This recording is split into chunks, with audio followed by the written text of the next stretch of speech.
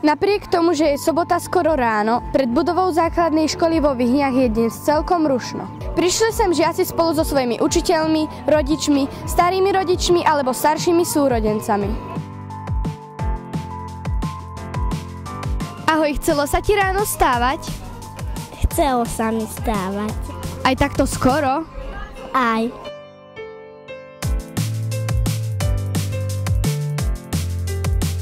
Odpady sa dávajú do vriec a vrecia nechávate pri nejakých cestách. Prečo je dôležité zbierať odpadky? Aby sme nešli v odpadkoch a potom aby sme nemali ako špinám vôbec.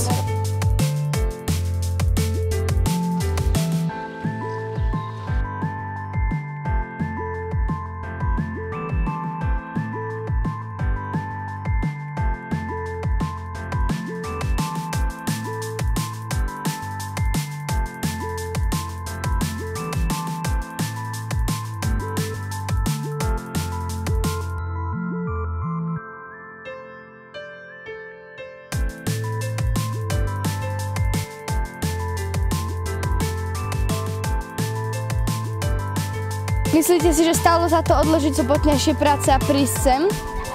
Ja si myslím, že áno, pretože ak nám záleží na našej obci, aby tu bolo pekne, aby sa nám dobre žilo, tak bolo treba odložiť tie naše každodenné práce a prísť pomôcť, aj ukázať deťom, že ako sa to má robiť, že máme ísť my dospelí, máme ísť byť vzorom.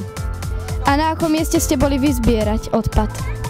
My sme šli uličkou nad pána Milana Lepeňa až smerom po Záhradkárskú oblasť a myslím to isté, čo pani Lepeňová, že je to naša obec a kto iný to urobí, keď nie my.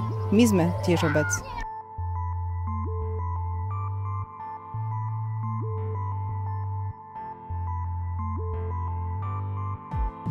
Aktivity sa zúčastnilo 43 žiakov základnej školy spolu s 8 učiteľmi až 30 rodičov, starých rodičov, turistického oddielu a bývalých žiakov. Vyčistilo sa 5 najviac znečistených lokalít obce Vyhne.